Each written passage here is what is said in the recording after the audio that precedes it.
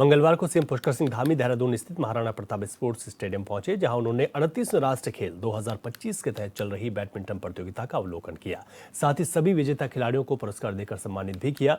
इस मौके पर सीएम के साथ राजपुर रोड विधायक खजान दास भी मौजूद रहे।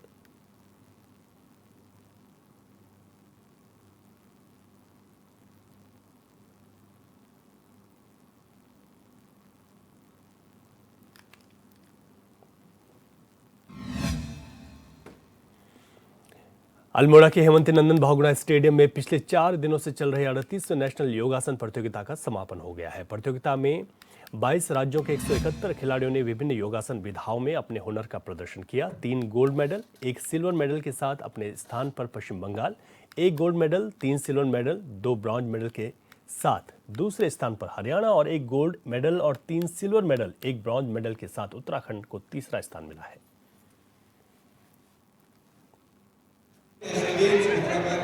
आर्टिस्टिक योगा में तो हमारे बच्चों का ऑलरेडी मेडल पड़ा हुआ है, 2 बच्चों का, और कल हम लोग ग्रुप योगा में भी प्रथम स्थान पर रहे। लेकिन जो हमारी प्रतिद्वंदी टीम है, हरियाणा की टीम की तरफ से प्रोटेस्ट हुआ है, अभी रिजल्ट अवेटेड है। अगर प्रोटेस्ट कैंसिल होता है तो निश्चय ही हम पहले पायदान पर ग्रुप आर्टिस्टिक योगा में भी रहेंगे। देखिए, आज योगासना का जनपद अल्मोड़ा में लगातार 4-5 दिनों के ये कार्यक्रम जो योगासना के रूप में विभिन्न प्रतियोगिता 22 राज्यों के योगासना के एथलीटों ने प्रतिभाग करके जिस प्रकार का यहाँ का खेल का वातावरण बनाया है, एक कोशिश जो राज्य सरकार की है कि हमारी देवभूमि जो है, सैन्य भूमि जो है, खेल भूमि बने, तो जनपद अल्मोड़ा में भी इसकी शुरुआत हो चुकी है और जगह जगह के जनपदों में इसकी शुरुआत हो चुकी है, यानी कि पूरा प्रदेश खेल के उत्सव से जुड़ गया है। तो मैं समझती हूँ कि समापन भी बहुत शानदार है और उत्तराखंड निश्चित रूप से योगासना के परिप्रेक्ष्य में कई मेडल भी लेकर आया है, जो कि हम सब के लिए उत्साह का विषय है। लेकिन योगा का भविष्य निश्चित रूप से, मैंने अभी आपसे कहा कि योगासना अपने 3 राष्ट्रीय खेलों का दौर क्रॉस कर चुका है, अब वो एशियन गेम्स की ओर बढ़ रहा है। मैं उसके भविष्य को ओलंपिक तक देखती हूँ। मेरी ओर से बहुत शुभकामनाएं। हल्द्वानी में 38वें राष्ट्रीय खेलों के तहत आज महिला फुटबॉल में 2 सेमीफाइनल खेले गए, जिसमें पहले सेमीफाइनल में उड़ीसा ने दिल्ली को हराकर फाइनल में प्रवेश किया। वहीं दूसरे सेमीफाइनल में हरियाणा ने वेस्ट बंगाल को हराया है। अब 6 फरवरी को हरियाणा और उड़ीसा के बीच फाइनल मैच खेला जाएगा। इस संबंध में हरियाणा कोच ने कहा कि पहली बार हरियाणा नेशनल गेम्स में फुटबॉल में फाइनल में पहुंची है, जिसको लेकर खिलाड़ियों में काफी उत्साह है। आगे उन्होंने कहा कि अब नई रणनीति के साथ हम मैदान में उतरेंगे और फाइनल खेलेंगे और नेशनल चैंपियनशिप की ट्रॉफी हरियाणा इस बार लेकर ही जाएगी।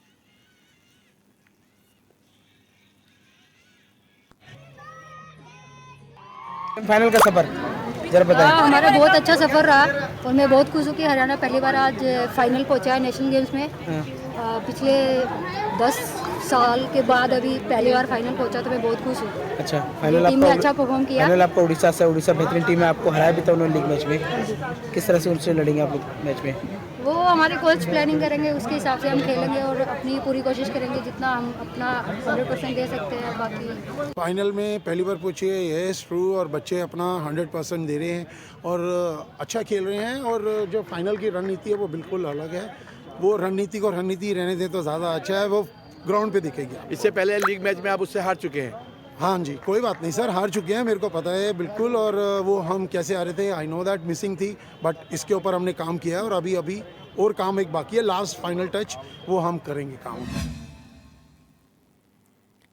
उत्तराखंड की भारतीय मानक ब्यूरो की देहरादून शाखा की तरफ से मानक मेले का आयोजन किया गया। कार्यक्रम में मुख्यमंत्री पुष्कर सिंह धामी ने भी शिरकत की। इस मौके पर सीएम के साथ बीजेपी विधायक सविता कपूर भी मौजूद रहीं।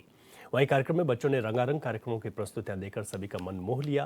बता दें कि इस मेले में मानकीकरण, उद्योगों की भागीदारी और कार्यस्थल पर श्रमिकों से जुड़े कई मुद्दों पर चर्चा हुई।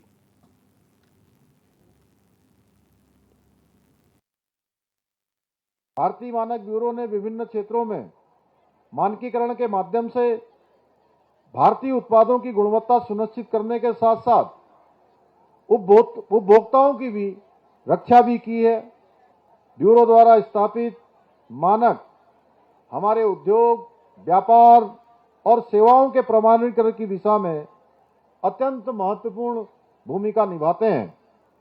आज भी जब हम बाजार में कोई उत्पाद खरीदने जाते हैं तो सबसे पहले ये देखते हैं कि उसमें उस उत्पाद में ISI मार्क है कि नहीं है। देखते हैं कि नहीं देखते हैं? देखते हैं ना, सबको समझ में आ रहा है पीछे? ये बच्चे हमारे समझ पा रहे हैं?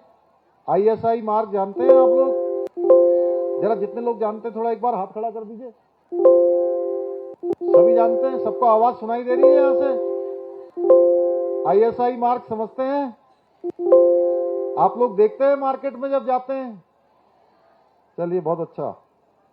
और यदि ISI मार्क होता है तो हमको पूरा भरोसा हो जाता है कि ये उत्पाद, ये जो भी हम खरीदने जा रहे हैं, ये गुणवत्तापूर्ण होगा और जो सुरक्षा के मानक होंगे वो सुरक्षा के मानकों पर भी खरा उतरेगा। ये अपने आप में भारतीय मानक ब्यूरो की विश्वसनीयता और उपभोक्ताओं के प्रति उसकी प्रतिबद्धता को दर्शाने के लिए पर्याप्त होता है। मेरा मानना है कि कोई भी मानक केवल तकनीकी दिशा निर्देश या मापदंड नहीं होते हैं, बल्कि वह हमारे देश के विकास और आत्मनिर्भरता की बुनियाद भी होते हैं। ये न केवल हमारे कार्यों की जो गुणवत्ता है उसे सुनिश्चित करते हैं, बल्कि देश के प्रत्येक नागरिक के जीवन को भी किसी न किसी रूप में अवश्य प्रभावित करते हैं। हाल के वर्षों में मानकों के इकोसिस्टम का व्यापक विस्तार हुआ है, जो अब कृषि, सड़क, परिवहन, स्वास्थ्य और अन्य सेवाओं सहित सभी क्षेत्रों को समाहित करता है। यह विस्तार सुनिश्चित करता है कि सभी क्षेत्रों में उच्च गुणवत्ता, सुरक्षा और दक्षता के मानक लागू हों, जिससे हमारे जीवन स्तर में सुधार हो और अर्थव्यवस्था को भी मजबूती मिल सके। हमारे प्रदेश में भी भारतीय मानक ब्यूरो विभिन्न विभागों जैसे PWD, MDDA, UPCL और आपदा प्रबंधन के साथ समन्वय करते हुए इन सभी को मानकीकरण की दिशा में जागरूक और सशक्त बनाने का महत्वपूर्ण कार्य कर रहा है। भाइयों बहनों, आज आदरणीय प्रधानमंत्री श्री नरेंद्र मोदी जी के नेतृत्व में आत्मनिर्भर भारत का सपना साकार हो रहा है। विकसित भारत का संकल्प आगे बढ़ रहा है। 2047 का जो संकल्प विकसित भारत का हमारे प्रधानमंत्री जी के नेतृत्व में लिया गया है, इस सपने को साकार करने में भारतीय मानक ब्यूरो की भूमिका अत्यंत महत्वपूर्ण है। आदरणीय प्रधानमंत्री जी का उद्देश्य है कि भारतीय उत्पाद अपनी गुणवत्ता, नवाचार और विश्वसनीयता के लिए पूरे संसार के अंदर एक नई मिसाल पेश करें, क्योंकि जब हम अपने उत्पादों को वैश्विक मानकों के अनुरूप तैयार करते हैं तो हम न केवल उसकी गुणवत्ता का ध्यान रखते हैं, बल्कि अपने उद्योगों को अंतर्राष्ट्रीय बाजार में भी प्रतिस्पर्धी बनाने के लिए एक सशक्त उसकी फाउंडेशन तैयार करते हैं, सशक्त उसका आधार बनाते हैं। इसी को ध्यान में रखते हुए हमारी सरकार भी निरंतर प्रयास कर रही है। आज हम जो हमारे पारंपरिक उत्पाद हैं, जैसे हस्तशिल्प, जैविक कृषि उत्पाद, औषधि, जड़ी बूटियां और अन्य स्थानीय उत्पादों के लिए उच्च मानक स्थापित करने का प्रयास कर रहे हैं, जिससे हमारे उत्पाद वैश्विक स्तर पर प्रतिस्पर्धा कर सके।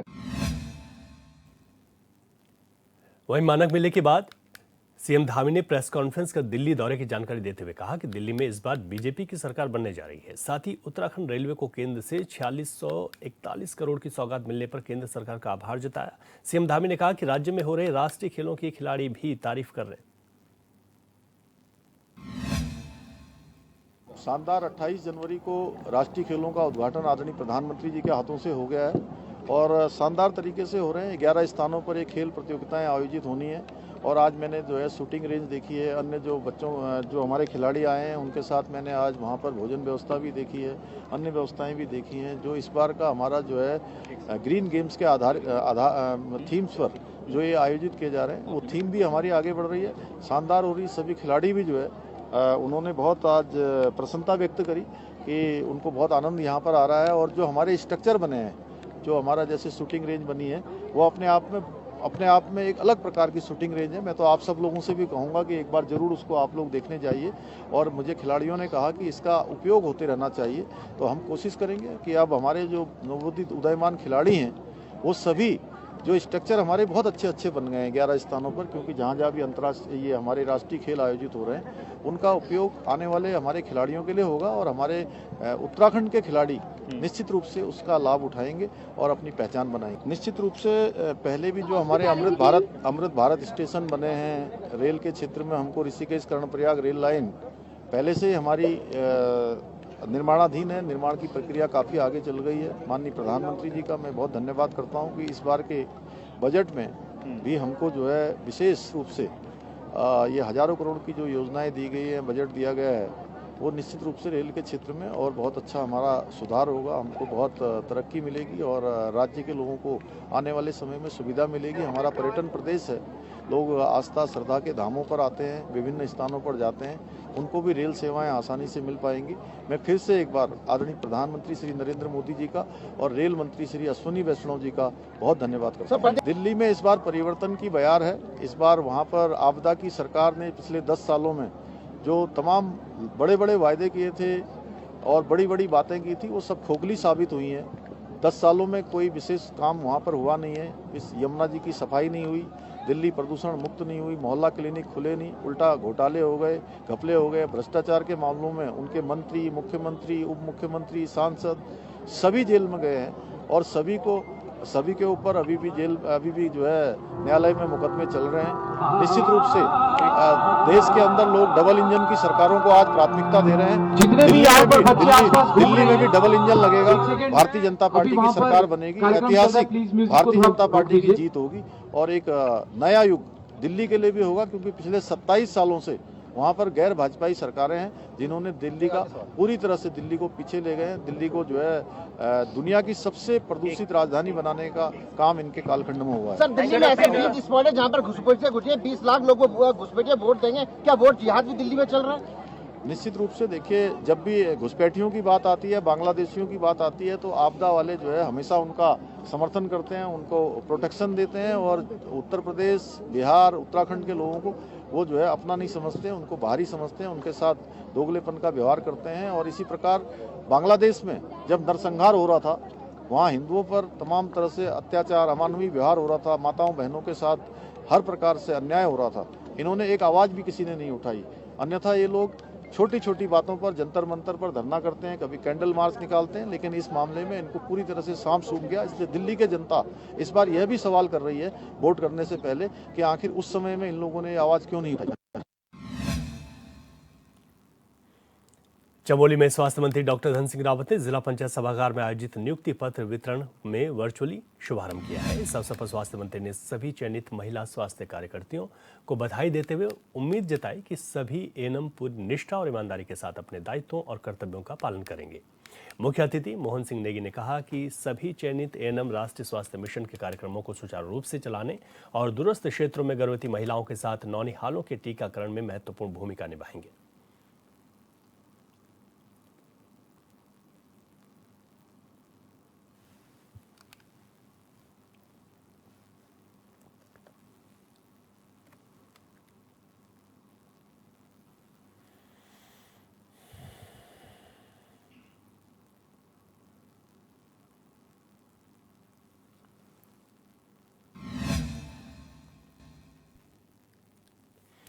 विकासनगर के सहसपुर थाना क्षेत्र से गौकशी का मामला सामने आया, जिसको लेकर पुलिस प्रशासन की कार्यशैली पर सवाल उठे हैं। बताया जा रहा है कि सेलाकोई थाना क्षेत्र से 2 गाय चोरी कर सहसपुर क्षेत्र में गौकशी की गई, जिससे नाराज हिंदुवादी संगठनों से जुड़े सैकड़ों लोगों ने सेलाकोई स्थित पुल पर जाम लगा दिया।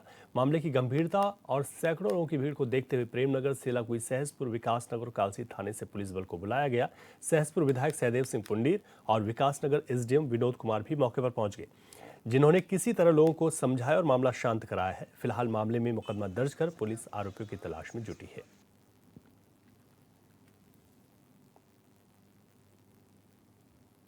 जो प्रकरण संज्ञान में आया था, सहसपुर थाने के अंतर्गत गौकशी का प्रकरण आया था और 2 गायों का वो चोरी करके हत्या करने का प्रकरण सामने आया था। अभी यहाँ पे सारे लोग हैं और जांच की जा रही है। और जो भी वैधानिक कार्रवाई है लोगों का आक्रोश था तो लोगों को समझा बुझा के दिया गया है और जो भी कानूनी कार्रवाई है हाँ, ये एक लजावती जो कि हरिपुर सिलागुई की रहने वाली है, उनके द्वारा हमें अवगत कराया गया है कि कल रात्रि में उनकी 2 गौवंशों को अज्ञात व्यक्ति द्वारा चोरी किया गया और तथा यह जो गौवंश के कुछ अवशेष हैं ये सहसपुर थाना क्षेत्र के अंतर्गत जंगल में पड़े हुए पाए गए हैं। इस संबंध में इनसे तहरीर ली जा रही है और तदनुसार अभी वो पंजीकृत कर कठोर कार्रवाई की जाएगी। कि रास्ता तो जाम नहीं किया गया क्योंकि रास्ते के किनारे ही खड़े थे तो थोड़ा सा भीड़ थी, थोड़ा सा मार्ग बाधित हुआ, लेकिन यातायात सुचारू रूप से गतिमान रहा। नैनीताल में ट्रेड यूनियन एक्ट के संबंध में उत्तराखंड आशा हेल्थ वर्कर्स यूनियन की बैठक संपन्न हुई। इस दौरान एक्ट 24-26 फरवरी को दिल्ली में होने जा रहे राष्ट्रीय सम्मेलन और आंदोलन जैसे मुद्दों पर चर्चा करते हुए आगे की रणनीति बनाई गई। मौके पर आशा हेल्थ वर्कर्स यूनियन की प्रदेश अध्यक्ष कमला कुंजवाल ने कहा, उत्तराखंड सरकार आशा जैसी महिला कामगारों का खुला शोषण कर रही है। आशाओं से वादा करके वादा खिलाफी की जा रही है। उन्होंने कहा कि अगर सरकार का यही रवैया चलता रहा तो हम आंदोलन को बाध्य होंगे।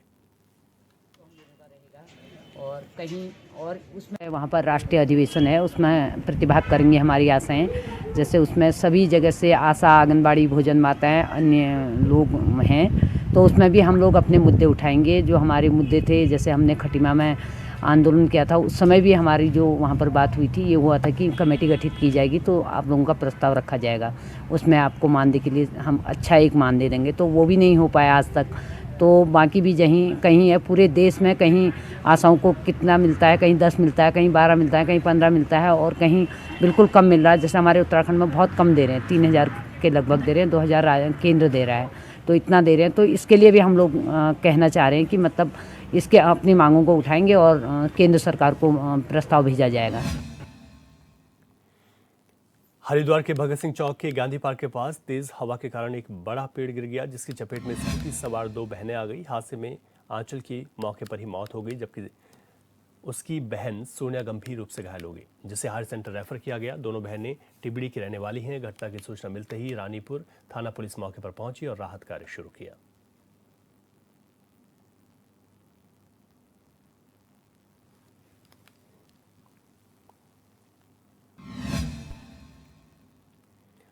लंबे इंतजार के बाद ही सही आखिरकार सीमांत जनपद चमोली में मौसम ने करवट बदली। सूबे के पहाड़ी क्षेत्रों में एक बार फिर से पश्चिमी विक्षोभ के सक्रिय होने से बारिश और बर्फबारी का दौर शुरू हो गया है। विंटर डेस्टिनेशन औली में बर्फबारी होने से पर्यटकों के चेहरे खिल उठे। पर्यटकों ने बर्फबारी में जमकर फन स्कीइंग और चेयरलिफ्ट राइड का लुत्फ उठाया। क्षेत्र में हो रही मूसलाधार बारिश के चलते ज्योतिर्मठ नगर के मुख्य बाजार में भीड़ कम दिखी, लेकिन बर्फबारी का लुत्फ उठाने के लिए पर्यटकों ने एक बार फिर औली की ओर रुख कर दिया है। करीब 200 पर्यटक चेयरलिफ्ट से औली का दीदार करने पहुंचे तो कई पर्यटकों ने पैदल ही औली बुग्याल में बर्फबारी एंजॉय की।